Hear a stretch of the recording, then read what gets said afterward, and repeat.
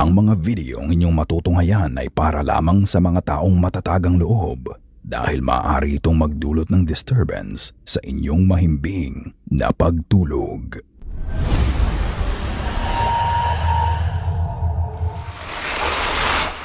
Ceiling to floor.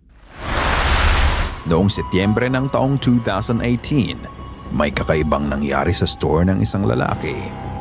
Ang sabi niya ng umaga pagdating niya ay dumiretso siya sa kanyang office at doon niya ibinaba ang kanyang mga gamit. Kasama na dito ang kanyang sunglasses. Ngunit matapos niyang ayusin ang ilang gamit sa loob ng store, hindi na niya makita ang sunglasses niya. Hinanap niya ito sa buong store pati na din sa kotse niya, ngunit bigo siyang makita to. Ang nakakapagtaka, pagdating ng tanghali, nagulat na lang siya nang may marinig siya at makita niya ang salamin niya sa sahig.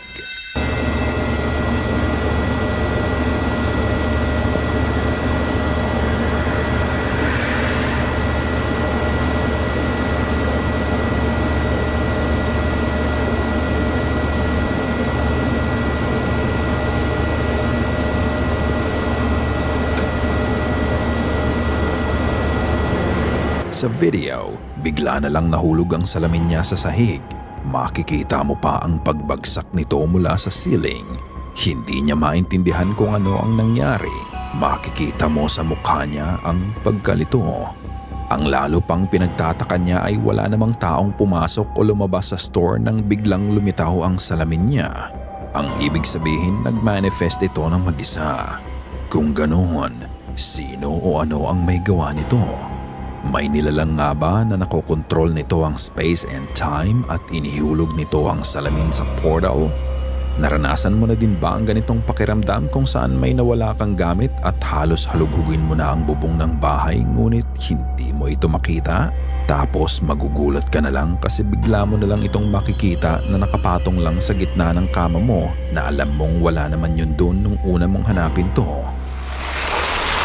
My Haunted Apartment.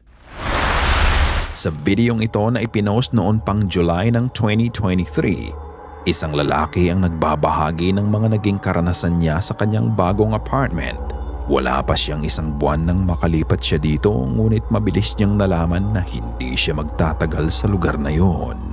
Ito ang kanyang naging karanasan.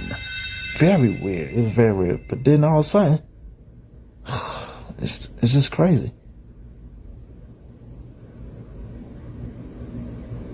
Oh snap. What the heck?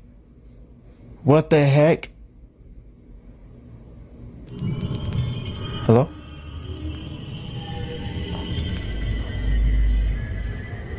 What the heck? Y'all see that? Man, that thing drove by itself and there's no wind drag or nothing. Look at the fan, look at that fan working. What the heck? Y'all saw that, right? This is what I'm talking about. It's doing it by itself. Nobody there. The frick is wrong with this? Sa unang parte ng video, kinukwento lang niya ang mga naging karanasan niya sa bago niyang apartment. Hindi ko na isinama to dahil medyo mahaba ang kwento niya, pero habang nagbabahagi siya, bigla na lang bumukas ang pinto ng kwarto niya. Wala siyang kasama sa apartment at siya lang mag-isa doon. Pinakita din niya na patay ang ceiling fan niya kaya hindi din hangin ang may kagagawan ng pagbukas ng pinto. Bukod dito, may isa pa siyang video na talaga namang nagpatayo ng kanyang balahibo.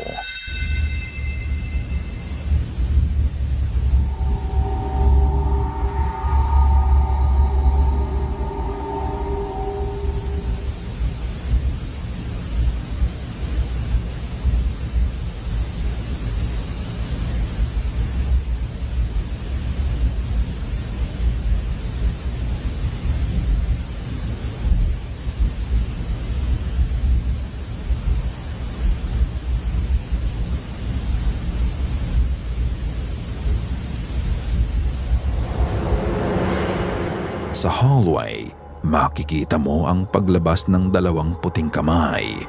Bahagyang nanatili ang aparisyon ng multo bago ito naglaho. Ang video na yon ay nakunan niya nung ikalawang araw na lumipat siya sa apartment. At matapos lang ng isang linggo nang i-post niya to, isang larawan ang ipinakita niya.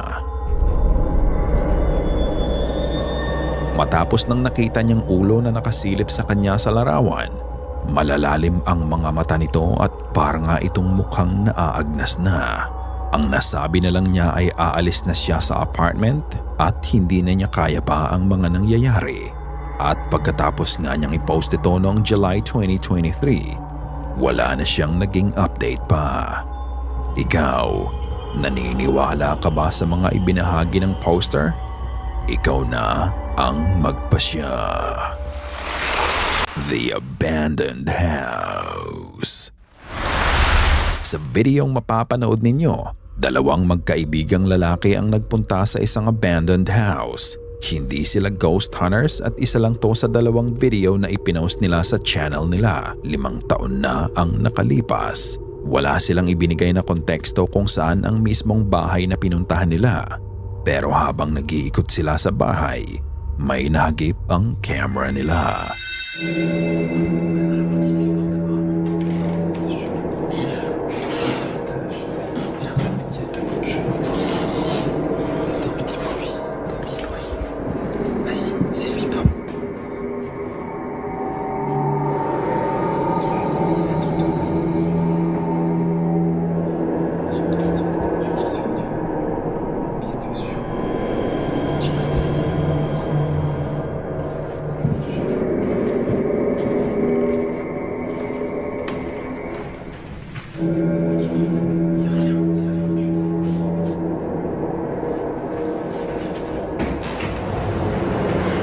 Nakita mo ba yun?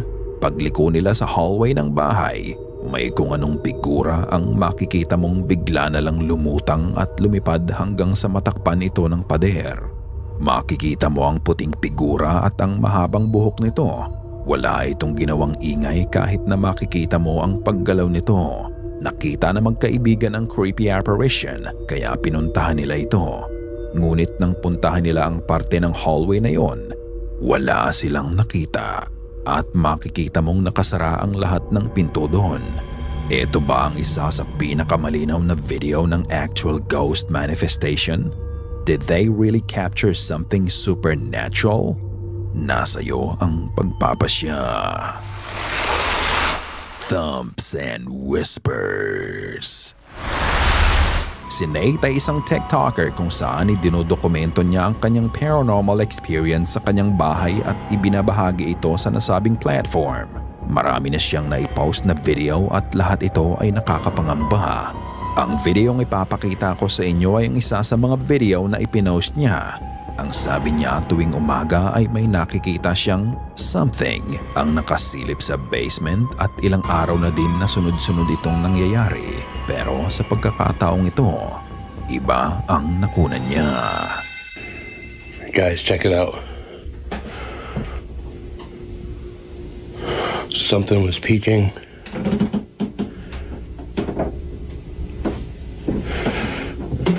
Right out.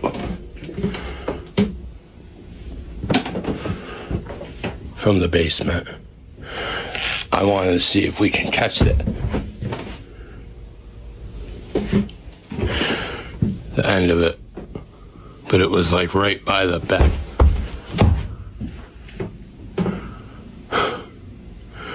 What the fuck?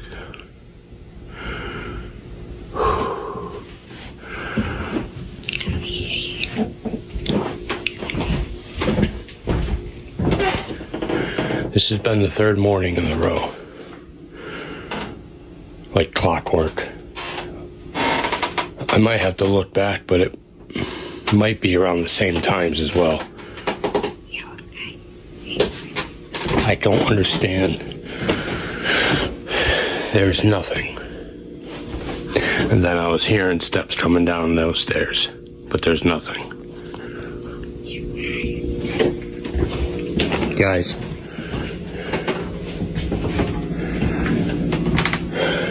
I don't know, guys. Maybe we could try.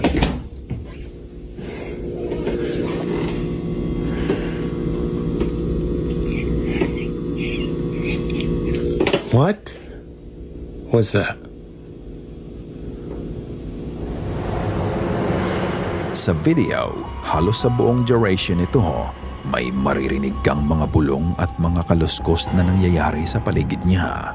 Halos hindi maintindihan ang mga bulong pero ang ilan dito, madidistinguish mo ang ibig nitong sabihin. Naniniwala ang mga viewers na ang disembodied voice na naririnig ay nakikipag-communicate sa kanya. Ngunit ang isa sa mga sinabi nito ay talaga namang nakakapangilabot. Pakinggang mabuti.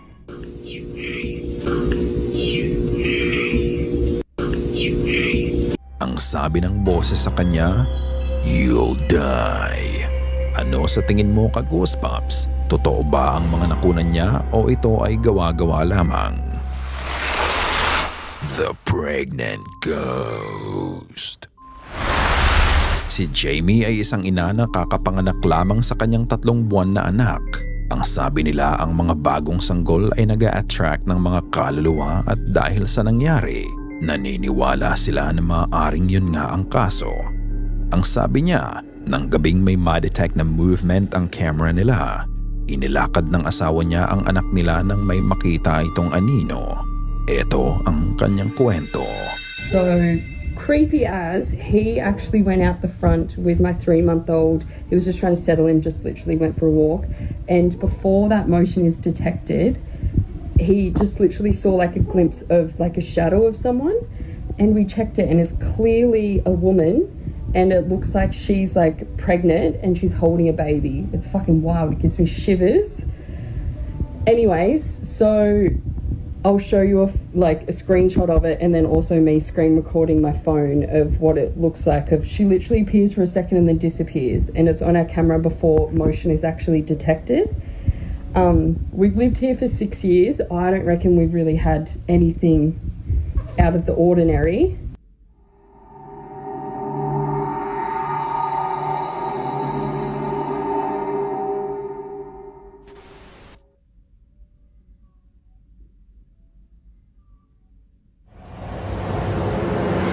Ang sabi niya, 6 na taon na silang nakatira sa bahay at wala naman silang nararamdaman na kakaiba dito at ito ang unang beses na may naganap na kakaiba sa kanila.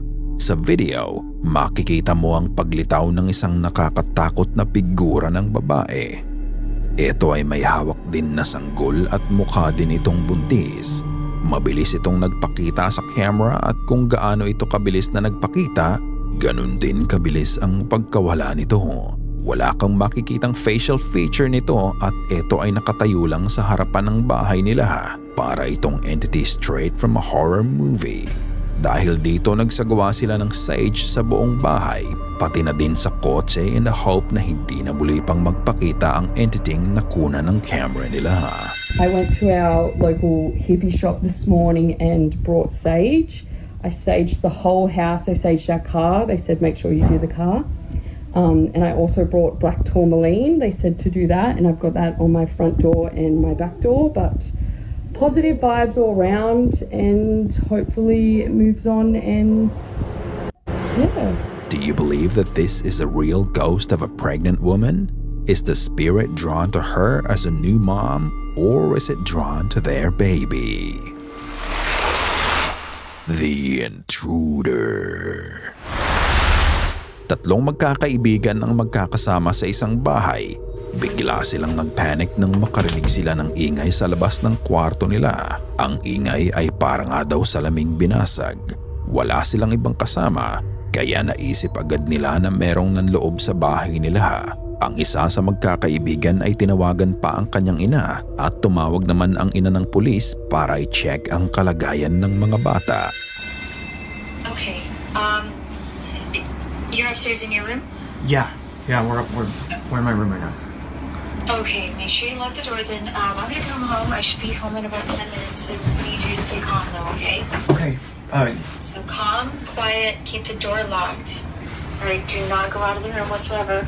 I'm gonna come home, I'll be there 10 minutes. Okay. And then I'm gonna call the cops on the way home too. Who's the just to make cop? sure No, Mom. everybody's Why do we have to get the cops?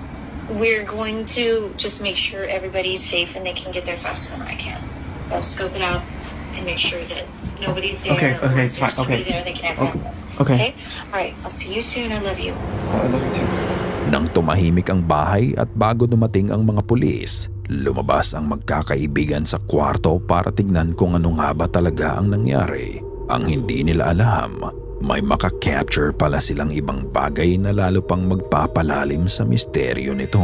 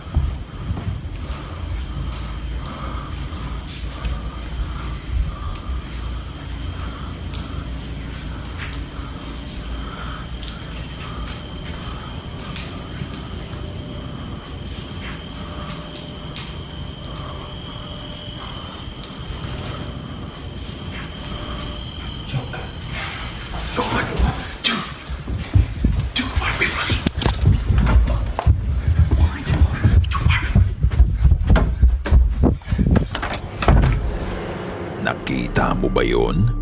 Nang buksan nila ang ilaw sa hagdan, may makikita kang unknown figure ang dumaan sa likod ng stringer sa tapat lang nila. Kapansin-pansin na mabilis itong nagtago at makikita mo na nakayuko pa ito. Ito ba ang may kagagawan ng mga ingay na narinig nila? Matapos ikutin ng magkakaibigan ang bahay, wala naman silang nakita. Hindi pa din nawala ang takot sa kanila kaya napatakbo na lang sila muli sa kwarto. Did it sound like glass? Was it metal? What did it sound like?